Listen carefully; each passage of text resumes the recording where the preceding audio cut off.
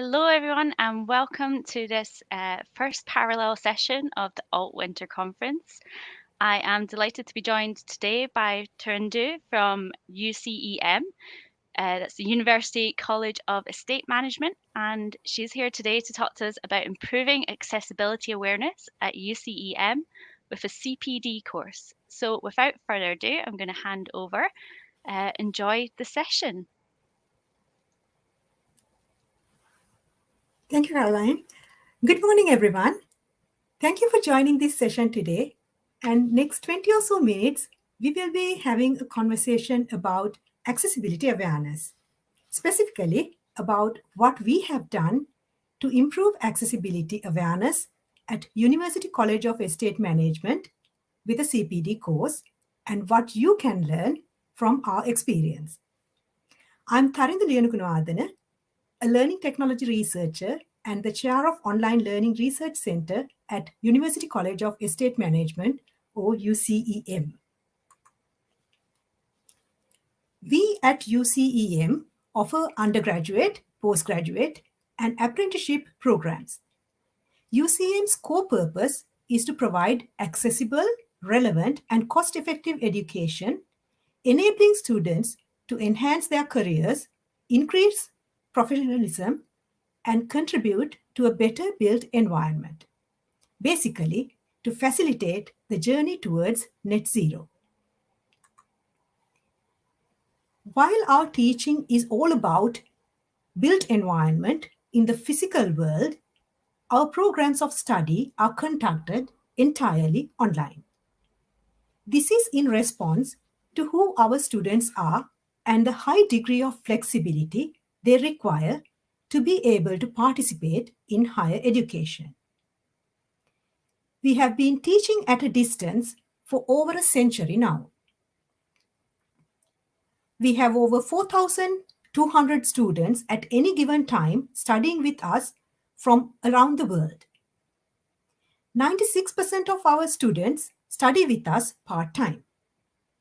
68% of our students are in employment, and many of them are in full-time employment while studying. Our student body comprises of 94% of mature students, and the average age of a student is 30 years. Being an institution delivering our programs entirely online, digital accessibility is something very important to us.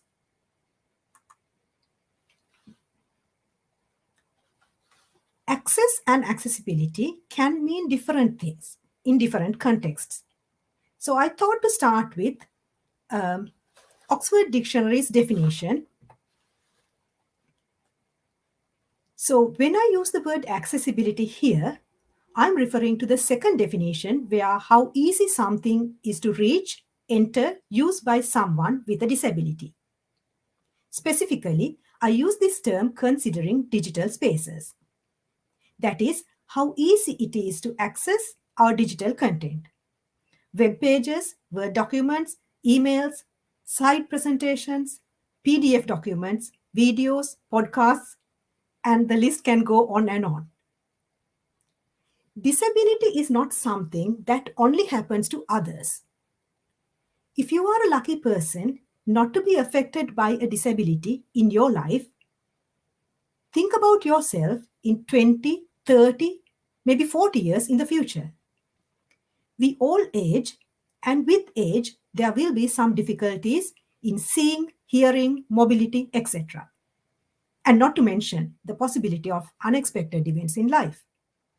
One might have a fall and may end up having to wear a cast, severely limiting one's mobility. We also have to remember that there are hidden or invisible disabilities. These can include autism, color vision deficiency, learning disabilities, and even mental health conditions. By raising awareness of accessibility, we are making the world a better place for everyone.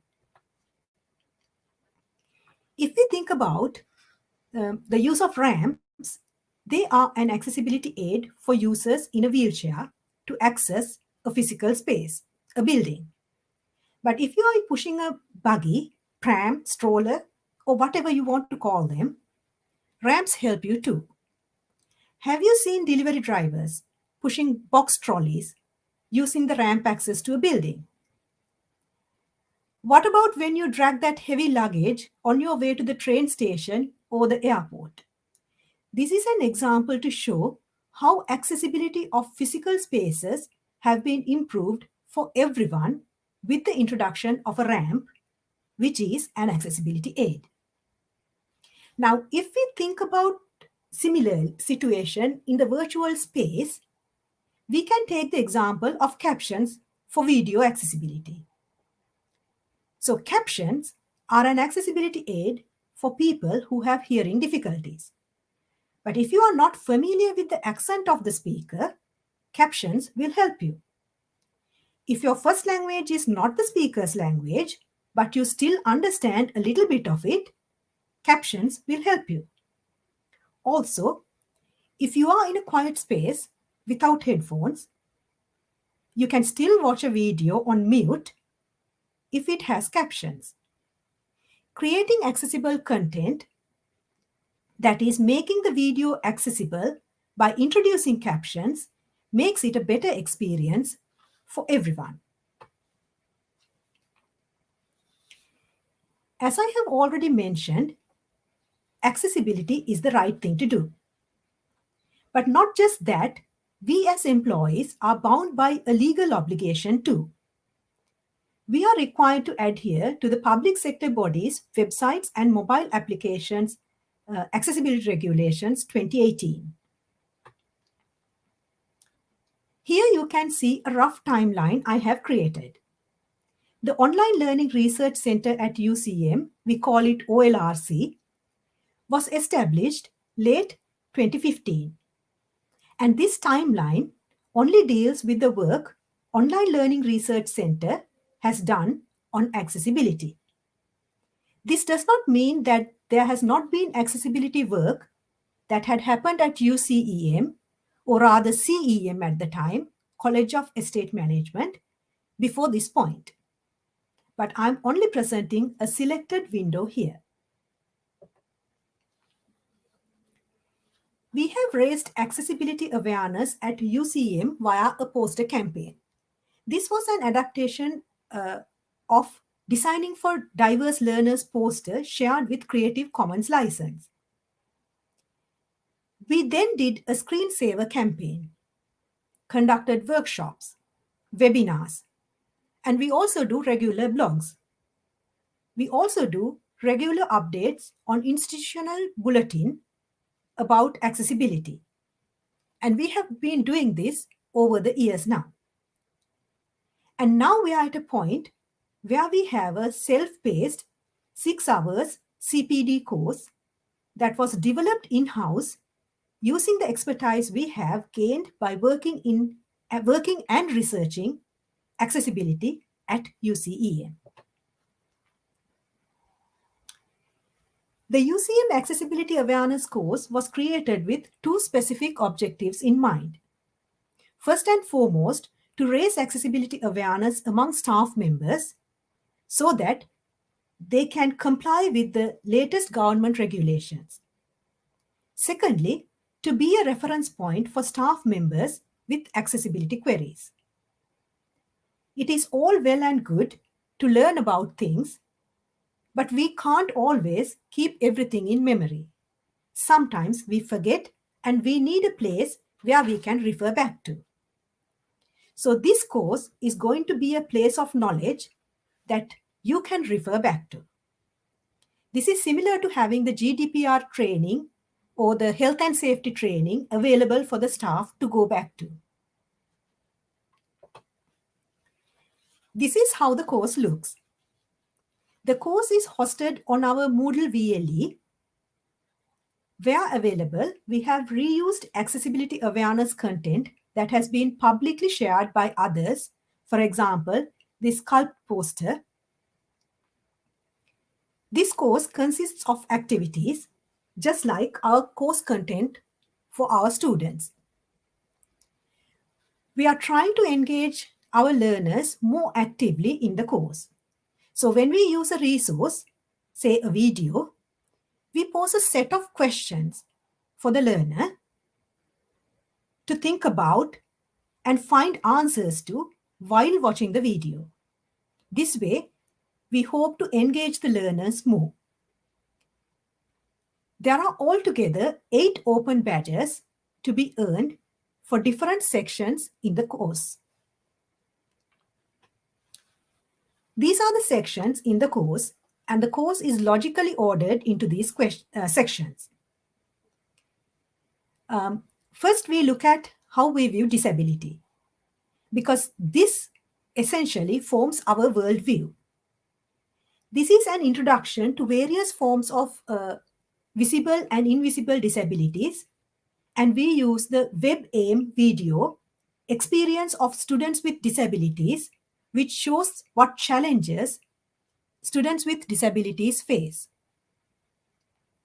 In this section, we are looking at 2 models, medical model of disability and the social model of disability. Second section in the course is about assistive technology. In assistive technologies section, you can learn about what they are, why they are needed.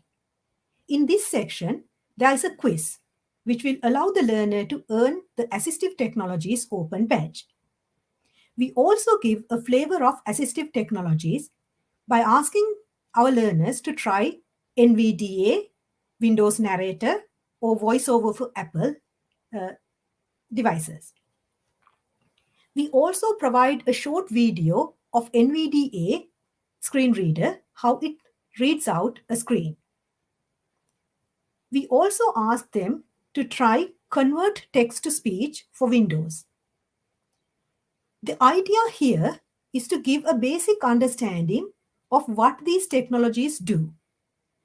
But the main message in this section is that assistive technologies are helpful, but only if the content is created with accessibility in mind. Next section of the course is about web accessibility standards. This section is important because we need to know what is the standard required of us, and without knowing that, we can't really see whether we are there or not. In this section, all relevant legislations are discussed, not in very great detail, but discussed. And the main message from this section is accessibility is for everyone, and by achieving these standards, we are making it better for everyone. This section too allows the learner to earn an open badge. The next section is accessible color, and possibly the section I like most. Here we present various activities that the learners can try. For example, Cobley's color blindness simulator, a BBC video clip about a young cricketer who found it difficult to bat because he couldn't see the red ball on the green grass pitch. This essentially helps get a feel about color vision deficiency and lets the learner view the world from the perspective of a person with color vision deficiency. After this, we present some scenarios where color is used to convey information, which you shouldn't do. And we ask the learners to think about presenting the same information so that it can be made accessible to everyone, even to people with color vision deficiencies. Once they have formulated their answers, they can compare their answers to model answers that we have provided. In these model answers, we present the same information accessibly using different ways. This is to show the learners that there is more than one way you can present information accessibly. The next activity, they have to get their hands dirty using the color contrast checker. So there is an activity demonstrating how to check color contrast, and what level is acceptable at WCAG 2.1 AA standard. For example, if you have a light color background with light color text, we know it's harder to distinguish text from the background. So there are certain standards that we are required to adhere to. For normal text, we have to have a 4.5 to 1 ratio. For larger text, it's 3 to 1 contrast ratio. How to find the contrast and how to identify whether different colors can be used together or not is presented in this set of activities. There is a quiz in this section where the learner can earn an open badge. The quiz will check whether the learners are able to identify different color combinations as accessible or not. There are videos and articles to help. The scenarios we present here are close to their UCEM roles. So, for example, we ask questions about using color in creating presentations or even graphs. This way, we hope the learners will feel that the content we have presented is closer and applicable to their day-to-day work.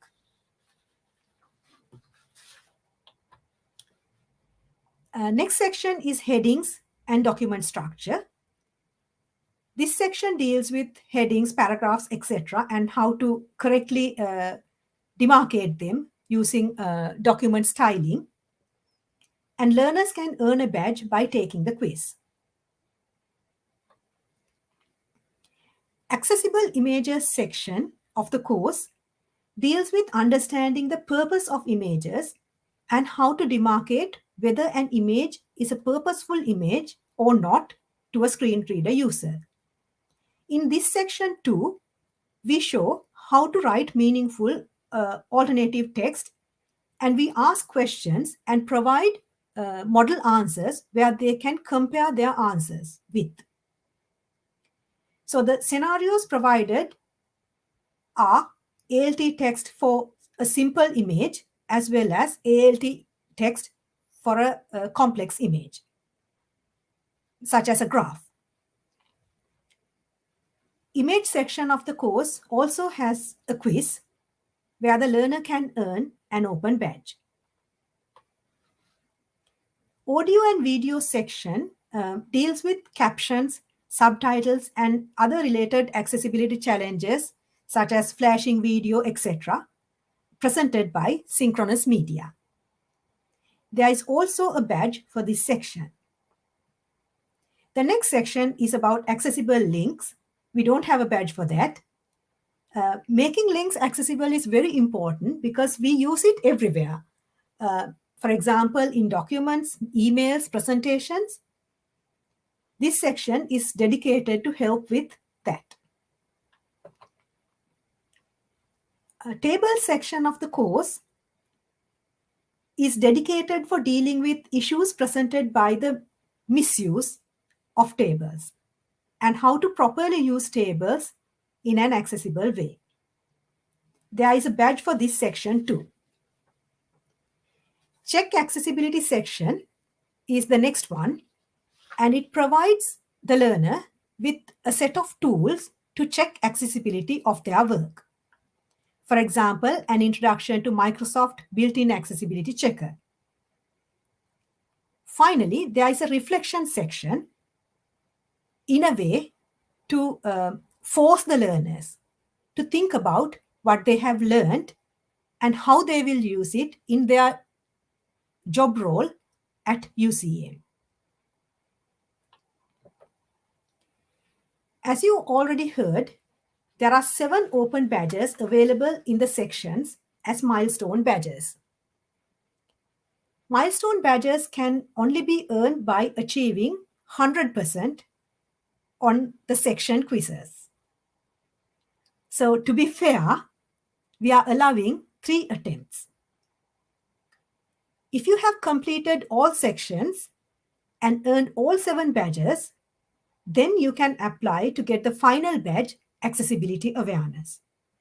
To earn the final badge, you have to do the reflection activity where you have to identify how you are going to apply what you have learned in the course to your job role to make things more accessible.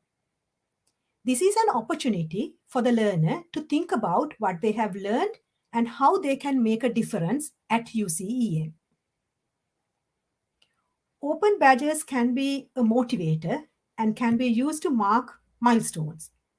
These can be used in online profiles such as LinkedIn or portfolios, etc., to show your skills. Open badges recognize and show evidence of what you claim you know or you have done.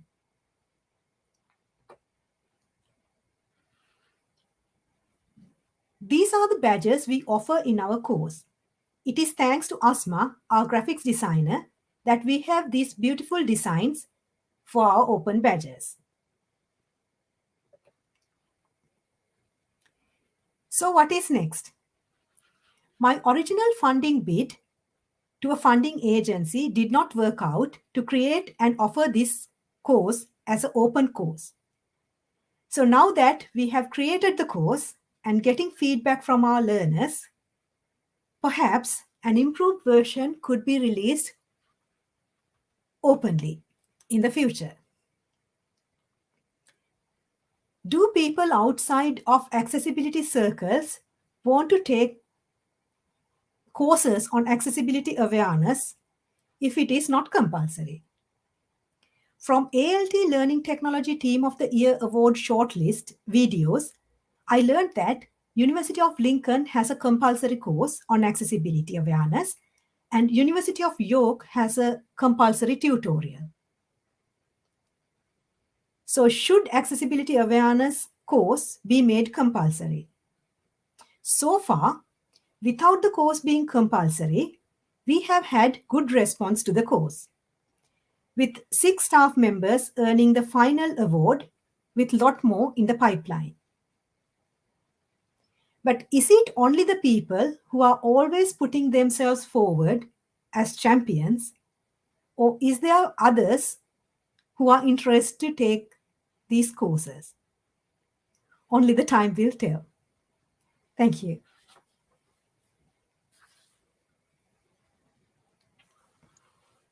Thank you. That was a wonderful presentation. It was a really nice, proactive and practical course, and there's lots of activity going on in the chat there. Lots of praise for the badges in particular. Lots of people liking those. We have a couple of questions, but actually a lot of them you answered in the latter part of the session. I'm just going to pop them up on screen in case you do want to add anything to them. But there was a couple of people asking about whether the course was compulsory and if voluntary, what was the take up, which I think you addressed. Would you like to comment any further on how you found the take up for the course with it being non-compulsory? At the moment, so we launched the course last month, 11th of last month. And at the same time, we were having a Ofsted inspection, which meant that the whole institution was very busy. And then we had QA returns. So there was a lot of other work going on at the same time. But still, we had 6 people going through the whole course, earning all the badges. And mind you, it's not easy earning the badges because we want everyone to get 100% to claim a badge. So at the moment, I'm happy with the uptake, but that's the question that I also have. Is it just the people who put themselves forward as champions who are taking this up, or whether there's going to be interest from other people as well? Someone has asked whether we should make the course compulsory or not. I would like to make it compulsory, but I would prefer people to take it up voluntarily because accessibility is something really important, and everyone need to understand that it is not something that you have to be forced to do, but you would I would rather like them to be willing to do it. Great, thank you. The next question comes from Neil Davidson, who asks, how do you find your learners react to these learning experiences? Are they surprised by how difficult poor accessibility can make things? We have been having lot of workshops beforehand, and I think that's a very good question, because in one of the workshops before COVID time, we asked them to wear a eye eye band, the shades kind of thing. So basically blindfold them and then ask them to navigate just using a screen reader. And then they found how difficult it was, and everyone said how difficult it was, and they found actually that accessibility is something that they really need to think about. But in COVID times we can't do that, so we have to get people to get the idea by using videos, etc. So in this course, what we have done is trying to replicate that using a video of a screen reader. So we ask them to listen to the screen reader and think whether you can do the navigation just by listening to it. And also we give them the opportunity to try out different things that they may not have tried, like text to speech, which you can use in Word documents in Microsoft. So yes, they do come back in their reflection to say that what they found, how they found it. And it's really heartening to see the transformation, if you like, of the people who have gone through the course and write their reflections. Great, thank you. I'm going to do a couple more questions before we run out of time. Glenn Campy asks, how are the badges distributed and shared? At the moment, we are using a badge platform called Open Badge Factory. So that's the platform that we are using to offer the badges. So people can share it the way they want. So if they want, they can share it in LinkedIn or Twitter, etc., in their online profiles. We have a blog post about how to share the badges if they wish to. So that's also there's a link to the blog post with their badge, so that if they want to share it, they can do it. Brilliant, thank you. And we've shared the link to your blog in the chat as well, if people want to read that. Another question comes in from Caitlin Lucas, who asks, approximately how long does each badge take to complete? Not all badges take the same time. Generally, it's about 45 minutes for one section. But I think the section on color would take a little bit longer. So for the whole course, we are thinking it's we have counted it as 6 hours. But within 1 hour, less than 1 hour, you can earn a badge. So the idea was to make it short and simple, so that whenever you find little bit of time, a chunk of time, you can go in, do something, and earn the milestone badge to say that I have completed this section. So that was my idea of introducing these badges, so that people find that you have done something and you have achieved something. Great. There are a few more questions that are coming in, but I'm going to suggest that perhaps we continue that conversation over on the Discord. A couple of questions around time and the platform used. And if we could carry those on over at Discord, that would be great. It is just up to me to say thank you very much, Tharindu, for joining us today and for talking about your CPD program. It has been a really active session in the comments. And thank you to everyone for joining us, and we'll hopefully see you at some later sessions. Thank you very much for giving me the opportunity. Thank you. Thank you, everyone.